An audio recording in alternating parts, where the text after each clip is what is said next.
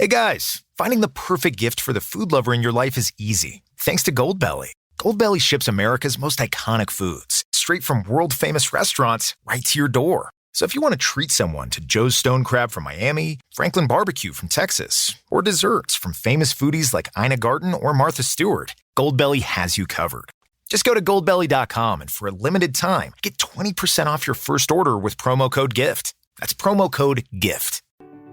Welcome to Growing Your Team, a podcast designed for small business owners seeking to grow their company with the help of employees and contractors. Your time is limited, which means growing and leveraging teams is essential for business success. The Growing Your Team podcast is the place to learn tips and techniques designed to help you know when it's the right time to hire, how to select perfect fit team members, and how to maximize productivity while creating a positive work environment. Drawing from her 10-plus years of leadership and hiring experience, here is your host, Jamie Van Kuyk.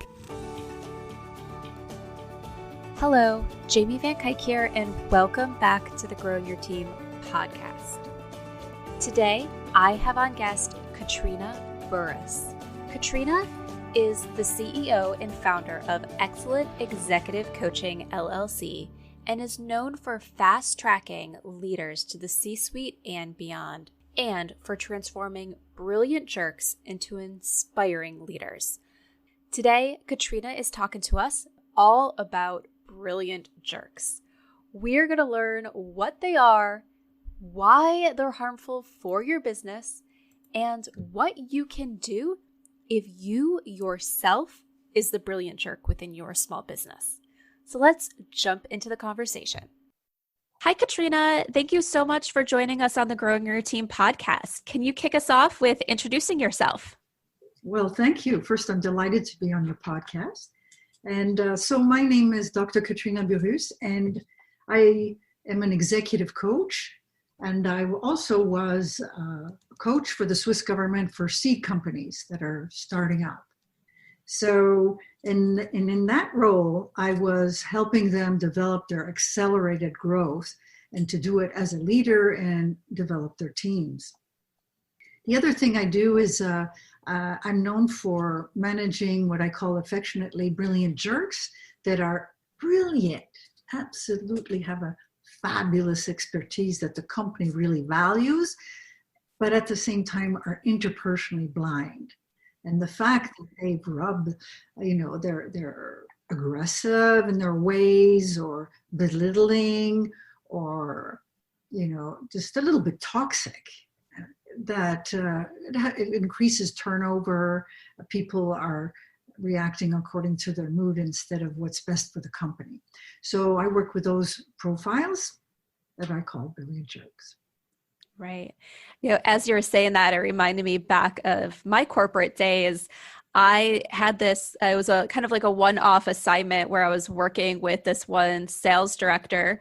And I would say he was definitely one of those people who was a brilliant jerk. And even when my boss got into the middle of a situation that was going on and was talking to his boss pretty much said, well, he was one of the top producers last year, so it is what it is. And my boss having to be like, yeah, but he can't talk to my team that way. That is not appropriate.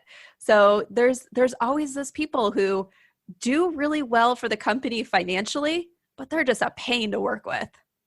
And you underline a very important issue. It's that because they're excellent at what they do, no one tells them that their behavior is uncivil, that their behavior is not acceptable, or that they need to change. So, or they're so strong personalities that if they have a sort of avoidant boss, he tiptoes around them. And of course, the issue is never addressed. I mean, there's some people that, hospitals that look for a brilliant heart surgeon all over the US, court him, court her. And finally, he accepts and he moves to their hospital and they find out he has terrible bedside manners. So what do? And this situation can last for years without really addressing the issue. Right.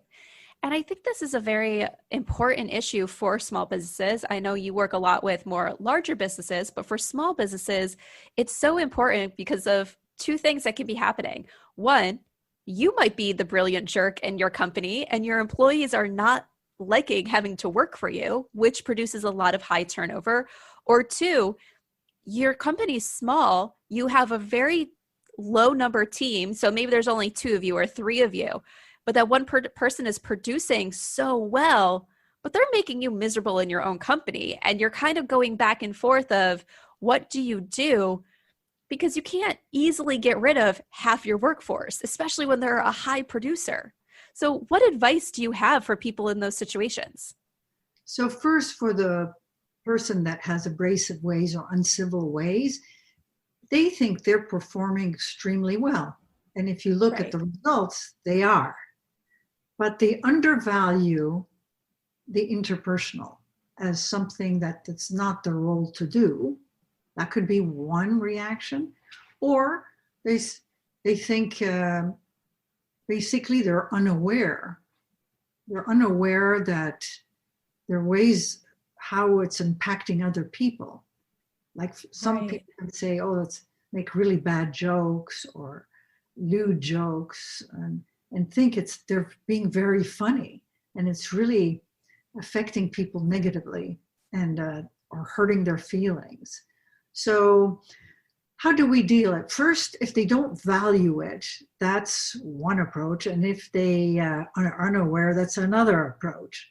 If they're unaware, to say that example, is really they have to entice them to have feedback from different people.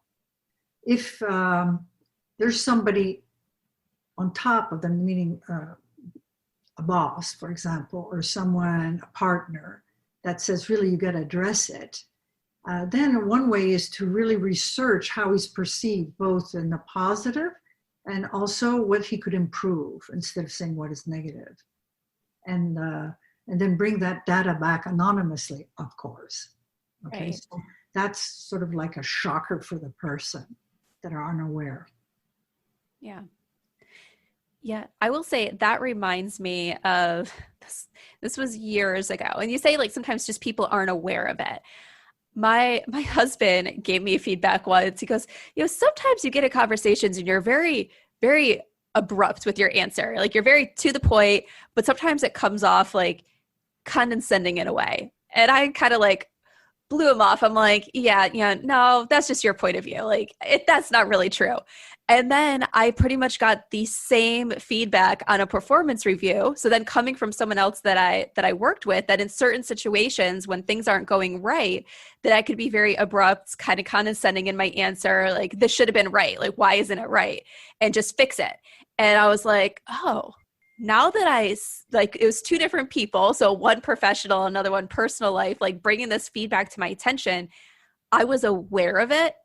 And then I had the ability, because I was aware of it, to stop it in the future. But if no one ever brought it to my attention, I would have never known that I was coming off that way, that people were perceiving my conversations that way. And I would have never had the opportunity to get ahead of it and fix it myself. Well, good for you that you could fix it yourself. Sometimes it's nonverbal. An example I love to give is a woman that was brilliant, but interpersonally she needed to improve. She was responsible for Asia, the business development, and had employees under her leadership. And the feedback that was given back, and the detail you have to give back, is that she walked 3 steps ahead of her employee. They're Asian, remember, saving face is super important. Right. And they would ask a question and she would roll her eyes and go, she was brilliant. So all these questions seemed a bit, elementary to her. Right. And she rolled her eyes and huffed. And when she got the feedback, because, you need to get good feedback, she could immediately implement a difference. But that she was unaware of. Like you mentioned, you're unaware until you get that feedback. sometimes it's a lot harder to have that behavior change. For example, they can be triggered by something. They say something about, I don't know, about them not being a good performer on something. And that triggers them something behind their family or whatever. And they lose it emotionally. So those are triggers. And that's a little bit more complex. You have to go back and really discover those issues and bring them to light. It also can be a difference in personality, like let's get the business, let's get this done, focus on the results, and not be always aware of the interpersonal and how it's affecting somebody very different than you. Okay? Right. Sometimes my husband can say, hey, you're really stressed and you're short and you're abrasive. Yeah. But that's one thing. When you do it every now and then when you're stressed, for example, or disappointed. But if you do it on a chronically all the time, then it has an insidious effect. And some brilliant jerks are charming. And then they can just push your button. Right. Does that ever then cause problems? Because someone might say, well, I only act this way when X happens. And because the people around me, X just keeps happening. So therefore, it's not my fault because it's a reaction versus me trying to put it forth all the time. So it's a reaction, their reaction to a situation? Yeah. Right? Yes, but at one point, if it doesn't bring the productivity of the company or the relationship forward, it's counterproductive. And they need to be more aware of that, because finally, even the brilliant jerk, what he wants is results. So how can he strategically behave, or how could she alter her behavior slightly to get the results she wants faster, but at the same time, by slightly modifying her behavior. So it's not a question of not getting the results, but it's on the contrary, it's getting better results, people feeling better and getting what they need to develop to get the results. So let's say a difference between a brilliant jerk and a demanding leader with high standards. The brilliant jerk, he's triggered or unaware, wants the results, and when the results are not there, reacts emotionally, gut feeling, boom. The demanding leader with high standards wants high standards and certainly wants results. But the difference is when there's something that doesn't work, or the employee could not get the results they wanted, they step back and they think, okay, is this person unable or unwilling? And then adapts their leadership, that's leadership agility, and says, okay, if he's unable, then I have to compartmentalize the project, or give him a mentor, or give her a mentor. Or I have to make a bigger team that has the skill set that he's missing. Example. Right. So brainstorms what will help this individual to make it a success, or put him in a different position where he can succeed, or where she can. Right. If the person is unwilling to do the job, then there's a whole different strategy. You have to go to the person. It's a motivational issue. So what are you? What's the underlying issue? What's the problem? Why are you reacting this way? And have this discussion. So, in other words, the brilliant jerk reacts emotionally, threatens, is aggressive, tries to squeeze out the results or the disappointment that they feel. And the demanding boss really tries to step back and analyzes now what's the underlying issue and what's the appropriate behavior to get the results they want. Right. I love that. And that aligns so much with what I tell people all the time, especially when it comes to expectations and the expectations not being met, or when mistakes happen within a company. One of the things I tell my clients all the time is, all right, when a mistake happens, especially for small businesses, a lot of mistakes when they happen, they're costing that business owner personally money or time and stuff like that. I'm like, don't take your emotion out on your employee. Call me up. If you need to yell at someone, yell at me, because I know it's not my fault. I know you're not mad at me, but if you just need to vent, I'm there for you. Don't take your emotions to your employee, because it's not going to do anything for you. It's not going to do anything positive. And then kind of going back to, what you said about that demanding leader. Okay, figuring out what happens, what are the next steps, gathering all the facts, figuring out, okay, did the person make a mistake? Was there a lack of training? Was there, what went on to cause this? So how do we correct it? And if needed, how do we prevent it from happening again in the future?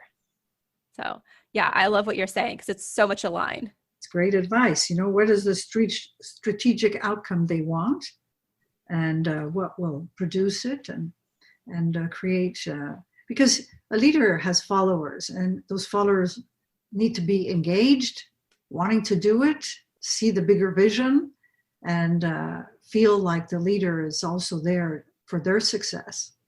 Right. So one of the questions I have for you, for a lot of our audience, they're small business owners, so they don't have partners. They don't have a board or anybody that they're reporting to, anyone who can really go and tell them that they're being a brilliant jerk, because everyone reports to them. So what are some things that they can look out for to start identifying themselves to see if they're falling into becoming a brilliant jerk to their staff and to the other team members that they're working with, and even their clients or other relationships that they have? So I have a 7-step process, but to give a part of it is with small teams, and if they feel like they're aware that they could do better, or they're being told, is first probably go through coaching and find out how they make decisions. What is their psychological profile? What do they like to do and what they don't like to do? For example, I have an assessment tool, and it says some people are super analytical, brilliant in the analytical, and they do things faster and more productively, and they have unconscious competence, meaning they're not even aware that they're so good at it. Right. And they might project onto the other person, why this is so easy for me, why can't you figure this out, Right. So it's to be that awareness, where is their brilliance and where's their blind spots, which can happen through coaching and an assessments. Some of my clients were analytically incredible. They get things much faster than anybody, but they were didn't put as much attention on the interpersonal. So once they become aware, then it's a lot, they're smart. At least my clients are smart. They can figure out what they can do better, but they do need practice, because it's not only awareness, you need to be able to practice new behaviors. So it becomes a habit. Right.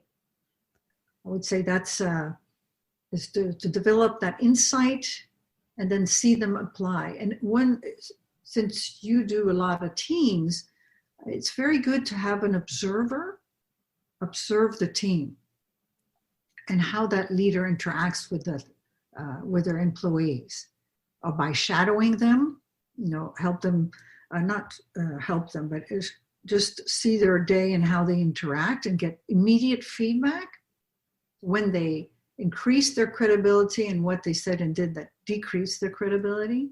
I had one leader that was at Nestle that I was coaching, and in his team, he was quite brilliant right away, but then he repeated himself second time, third time, and each time he would start out so well, and then each time he sort of lost some credibility with this team. Okay, so that's something very tangible that you can give feedback. And once he was aware, was much more adept with his team. Another case of a leader that was a little bit abrasive in a team environment. He, at the beginning of the year, had a group of very successful team members. And at the beginning of the year, he had a strategy, had a mission. He explained what each one needed to contribute to the bigger purpose. And at the end of the year, nothing got done. And yet each team member individually was very good at what they did, but they didn't collaborate. So there is also, by being a witness and having them be one more aware of the team identity, the team values, the team brilliance, and where they're interpersonally blind. So for example, to get a specific, this was with Philip Morris, the team, they challenged each other. One would propose an idea, develop it very well, and the next would come in and have like a sporting game of how to destroy it. And so once, that's just an example, but once they were aware of what they were doing, they were trying to outwit and outsmart each other, and it got to a zero-sum game. Once they were aware of that, then made something that's playful, that each time they did that and didn't contribute to the idea, they would have to put some money in a pot, and just challenge them, because they love to be challenged. Just challenge them in a different way. And that really helped them to realize their behavior within this team. The other thing that helped was to say, to interview each one team member and seeing what ideas they had to improve the company, and what they needed from their boss, what they expected for the relation to be more productive. And then bringing that information as a team, not as an individual, as a team. These are the issues as your team that came up. And then when you work with them on a team, you know the underlying issues, they know you know, and then you just bring it in a very positive way, the underlying issues that is not working and how they can overcome it.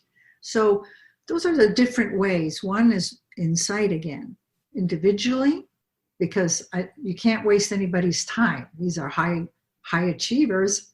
So you have to bring them something and that they can learn on an individual level, collect that information on a team level, and work with the team, both in as their personalities or their blind spots and their brilliance, and also the underlying issue with that particular relationship between the team member and the leader, and bring it back and have them resolve it in front of you, really. So if there's a situation where there's obvious problems, there's something going on, but the team is not so open about sharing about what they're experiencing. They're not very open to giving feedback because there's been that brilliant jerk, they're afraid. What can be done to help encourage people to give open and honest feedback, even when it's negative, constructive feedback? But that's feedback that needs to be heard so change can be made. So part of the process I help the leader with is first to create self-awareness, then to create awareness with their particular boss. Why? Because they're motivated to understand their boss better, because they have an impact on their career. And then find information by interviewing the stakeholders and bringing that back, the information as well in a team context, and then working with that person to implement new behavior. Tell me your question again. So as a business owner, as a leader, when you're identifying that maybe things aren't going as great on a team as they should be, there's some negative feelings or stuff like that, but the team is not open to provide feedback because they're afraid of being penalized for saying something negative. But you want them to share that negative feedback because it's the only way you can improve on. How do you encourage people to provide the feedback, the honest feedback that you're looking for? Yes, thank you for repeating the question. So what I wanted to say is that in the beginning, I work individually with the Brillant Jerk, as I call them, so that they become aware in that self-awareness, some of the reactions that they might be causing, especially when I give them feedback about their teams and everything. So they need to know that when he behaves a certain way, this is the reaction. Then I go to the individuals, their stakeholders, and interview them and ask them, what's the underlying issue? I bring that information back, but not identifying who said what in a very neutral language. People overview the report that comes back to the leader. Right.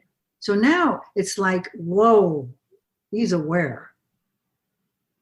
He's really aware. So once then they go into a team setting, you know the underlying issues of each team member with that leader.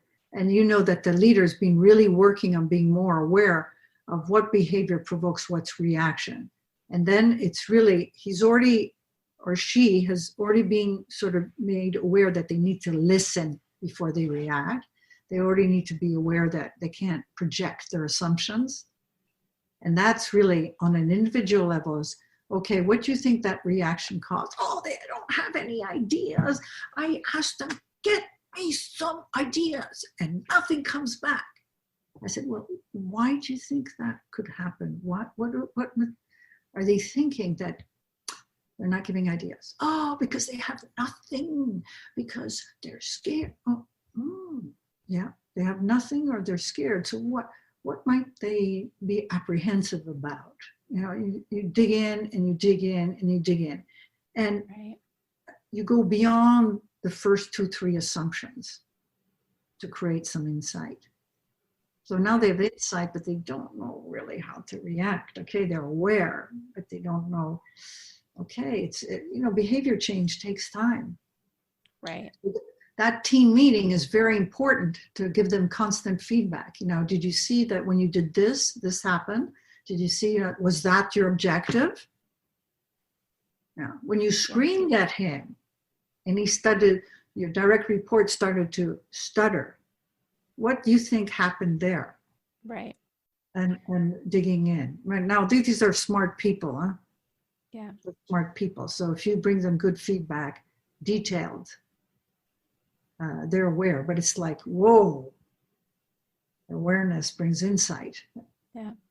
So it could be one of those things that, to kind of put together everything you're saying, if your team is not giving you the feedback that you need, and you're already aware of that as the business owner, one of the ways to really overcome those challenges in your business is work with a third party, work with someone on the outside, get yourself a coach, someone that can guide you through those conversations and help you see everything from that neutral spot to guide you to the point where you can get the feedback and have the relationships you need with your team members.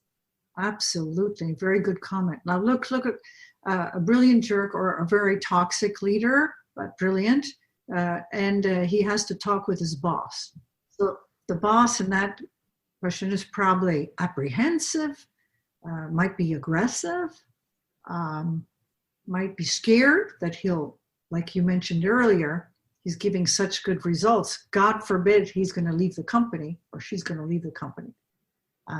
So you really have to work with the leader that has behavioral issues, that behaves in an unstable manner, and say, we need to get information. And information is, you let me do it, I'll deal with the interpersonal, and you need to observe.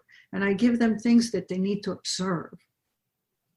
And it can be, what is their leader's objective? What are they scared about? What are they passionate about?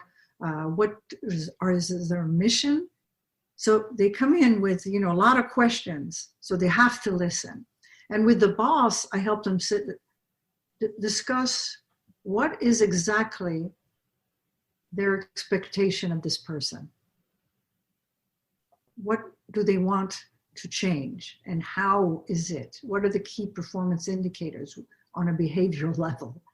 And then help the boss express it in very clear manner. Because a lot of times I said, so what did your boss say why you're having coaching? And, because he thinks I should talk to somebody in a better way. But, God, I'm not here to do that. I'm here to get results. This is fuzzy wuzzy stuff. They want me to make me soft. That could be a conversation. So it's really helping this conversation just as one of the third process, between the boss and the leader that has uncivil behavior, is to help each one communicate and get the information. And then it's the next process is to implement the new behavior. And that's hard too. When being tough and aggressive and result focused has made them very successful over the years. And now you're telling them that they can't do that? Or saying, right. Hey, so you want me to be unsuccessful? And that's a shortcut in their reasoning. Right. So I know we already kind of briefly talked about this, but I want to dig a little bit more because I feel like it's such an important part. Is when we talk about these brilliant jerks. So let's say you have a team member who is falling into that brilliant jerk category, but they're producing for your company. So your company is benefiting financially because you have this person when it comes to their sales. But how is this person negatively impacting a company? Why is this something that you need to deal with as a business owner? Right. Because someone that does very toxic behavior or uncivil behavior, basically the people around them are tiptoeing around them. And they react according to the person's mood instead of what's best for the company. So, and the other thing is for the leader in question that gives good results, he's not seeing in time the underlying issues that are not working. Why? Because no one wants to communicate it and be screamed at. So right. Certain issues don't surface in time, and they need to surface for them, the boss, to resolve it. So issues aren't addressed. And of course, someone that has a very uncivil behavior causes stress, causes health issues. People don't sleep at night, so they come in tired. They're health issues, as I say, and there can be presenteeism, which means that they're in the office, they're sort of working, but their mind isn't at it. They're still processing how that person reacted meanly toward them as they perceive it and feel hurt. So they're right. There, but they're not really producing. There's a whole series, and turnover, excess turnover. There's research that says that people choose a company, but they leave because of a bad boss. Right. Yeah. And go ahead. Yeah. And I would say, and it might not necessarily even be the boss that they're reporting to, but it could just be someone else within the company that they're having to interact with on a frequent basis. So if we look at that, the cost of the company, just to recap what you said, is one, they might not be bringing issues to your attention, which means you can't get in front of them as a business owner. So think of it like the Titanic. If you wait until you're at the iceberg to start turning, it's much harder to turn and save the boat than it is if you started turning miles and miles and miles beforehand. So you might end up in a spot where you can't recover from. Your employees are not as productive as they should be. So therefore, you're paying people to produce lower quality or lower quantity of work. And three, then there's turnover. And turnover is expensive because then you need to spend time hiring and training a new team member, getting them up to speed. And it costs money, time, and energy to refill positions. So while that brilliant jerk might be bringing in revenue for your business, they could be costing your business more when it comes to that bottom line.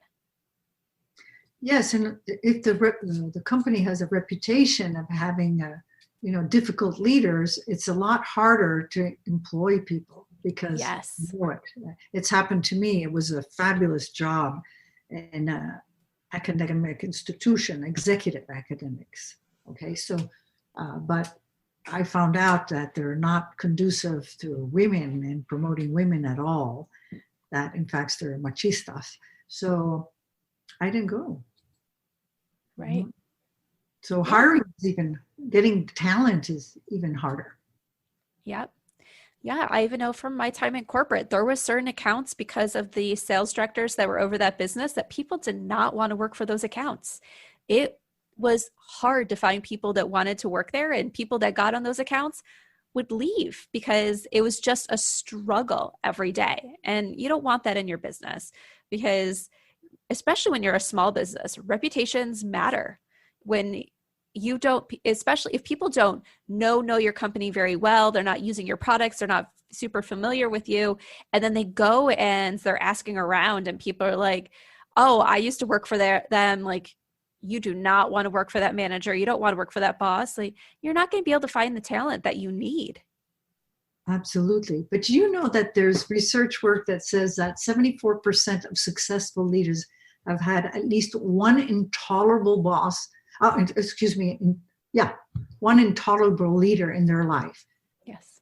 That makes 3 out of 4 of us will encounter a very difficult boss or employee. Yeah. It's a lot. I know I definitely had one. Pardon me? I said, I know I definitely had one. Yeah, so did I. So, Yep. So it's good to also learn about conflict resolution when it is really affecting you in a very negative manner. For example, I had one executive, of a multinational, high-powered, okay, so not a newbie in the corporate world. And he called me and said, look, I don't know what's happening to me because I'm the speaker of the company every year at the end of the year. And I've been complimented because I express myself very well. And what's happening to me now is that, I'm stuttering. People say I react strangely, that I don't make sense. And I'm getting, skin reactions. Whoa. That is critical that he takes care of himself or herself. So that's one of the clients I was coaching that was very affected by his boss to such a degree that he was even incapacitated. And I'm not talking about a new employee. I'm talking about an executive, a company. So it can be really extremely detrimental individually and in the performance of that person. Right. No, exactly. Yeah. And I know I've talked about my personal experience of being in a real toxic environment with a boss that was definitely a brilliant jerk on this podcast before. So if anyone wants to go back, if you haven't caught that episode yet, it's episode 35, where I talk about the 4 common mistakes that can lead to a toxic workplace. And I share a lot of information about one of my experiences of working for a company that had some brilliant jerks there. And it was not a place where I wanted to continue working. Yes. Give us an example of one of your experiences. So with it, one of the experiences that I shared on that podcast example was it was a husband and wife that owned the company together. And the one day I had a lot of interactions with the husband. And when we worked remotely, we had to send a status report at the end of the day of what we did. I sent a status report and updated her because that interaction took a lot of my time that day and just gave a little overview of it. Well, my overview didn't match what he had told her. So I got an email back the next working day. When I opened up my computer, it said, we need to talk about this situation and we need to have a very constructive feedback conversation. And she put in there because I lied about what I said. And I was just like, hold on, wait, like I didn't lie about anything. Like I just gave you an overview of what happened because that's what I'm supposed to do in my status report. And she came at it like I was wrong. And luckily in that situation, she did listen to what actually happened in that situation, got the feedback, and then was like, oh, I guess you're right. I need to go back and talk to him about what happened because your story makes so much more sense than his. But it was starting with that thing of like, I was terrified to get on that call because I was like, what did I do? And that was just like one of the things. And that's how things were a lot of the times where it was emotions and anger and stuff first before they really knew anything that actually went on, where I hated getting on the phone calls with my boss or going into the office when we had to be there because it was just such a negative environment. Well, you underlined 2 important things. One, she accused you of lying, which is below the belt in some ways, Right. Right away. And the second error she did was something, taking a position without going to the facts. Mm-hmm. If she wasn't there, so she can't really state something like that. So she could have said, okay, what's your position? I've heard differently. What are you taking away from this situation? And then go to the other person and maybe have you speak with each other. But to come and accuse you of something, which is value-based, honesty is very important. So she's criticizing by saying you're dishonest, really, without going back is a little bit toxic. Yep. Right. No, it definitely was. I was more than happy to get out of that job, and thankfully so. I found the right career after that led me down the path that brought me exactly here, gave me the education, knowledge, and experiences to now be able to help small businesses in the way I do today. Wonderful. What a wonderful job you have. Yes, it was great. So, all right, we are getting towards the end of our time together. So tell people how they can get in touch with you. By going to my website, excellentexecutivecoaching.com, excellentexecutivecoaching.com. There are downloads, how to stop abrasive behavior, and another one on an organizational level, what you need to do to make sure you encourage good behavior, good leadership behavior, and good generally behaviors, things, processes that you can do, place in the organization or in a company so that it is not the emergence of brilliant jerks. Right. Sounds good. All right. So everyone go and get that download. All right. And my last question for you that I love to ask everybody. We've all had leaders or managers that stood out to us. Think of the most impactful leader or manager you have had, and can you share with us what made them stand out as a great leader to you? The leader that impacted my career a lot, both helping develop my business, but also giving me the confidence, is Peter Brabeck, who was the past CEO and chairman of Nestle. I was in finance, and I was always interested what makes a company more highly valued because of its leadership. And when I said banking is not for me, it's a corporate world, and I'm more of an entrepreneur. So I left, but I was still very interested in getting to know about leadership. So I went to a conference at the University of Geneva because I grew up in Switzerland. And I saw Peter Brabeck, talking about, his vision, his Nestle, and how it was going to develop. And I looked at him, how he spoke, and I looked at the audience, and I looked at him, and I looked at the audience, and I was writing down notes of his impact as a leader. He was not yet CEO, but on the way.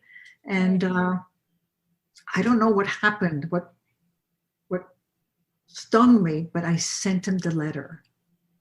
And he responded back and said, thank you. But life had it that I met him at another event. And at that event, which was a buffet, at one point he comes and sits down next to me and justifies why, he didn't have time to do a good job. And yet I gave him a lot of compliments too, because he's a powerful leader and charismatic. But I made a few suggestions. And I don't know, again, I said, well, I think I can help you so that you speak to all different profiles and types.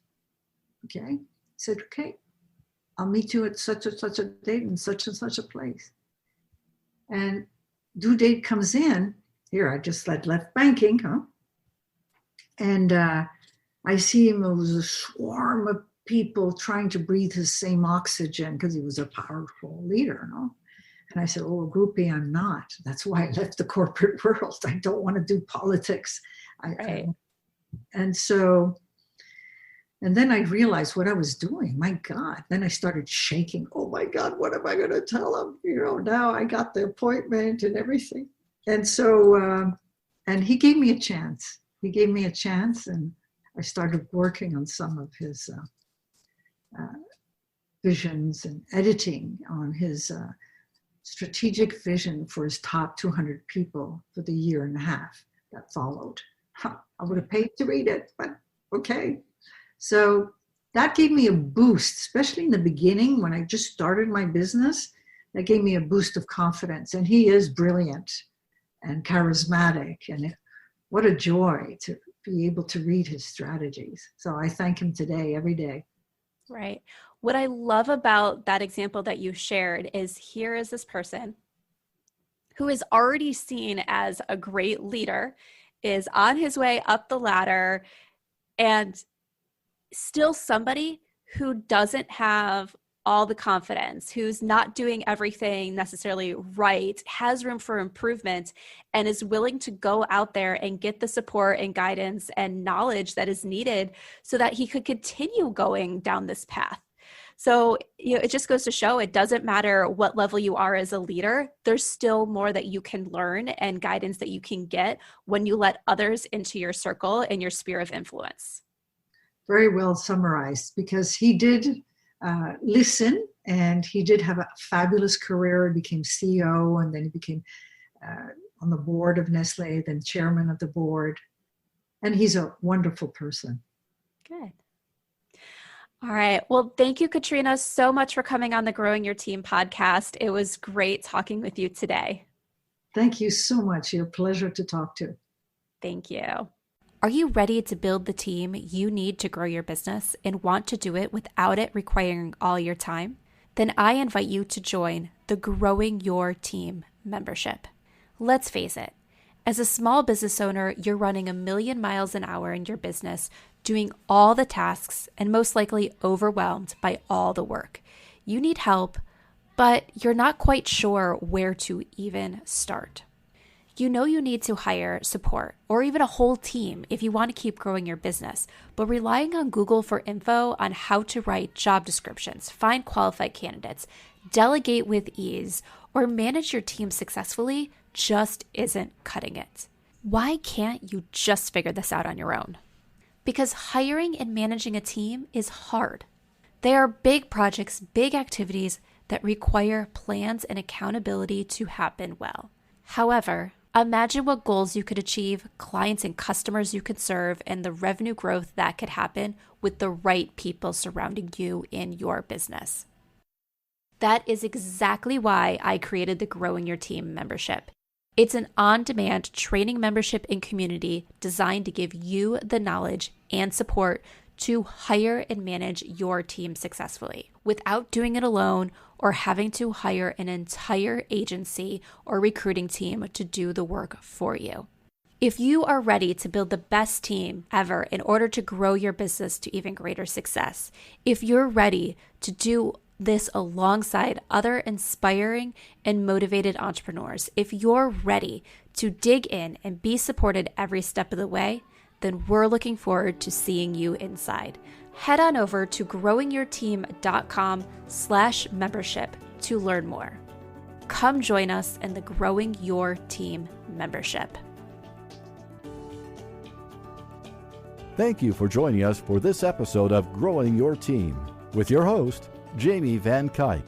Be sure to subscribe and head on over to growingyourteam.com to connect, access the show notes, and discover more ways to hire and leverage your perfect fit team.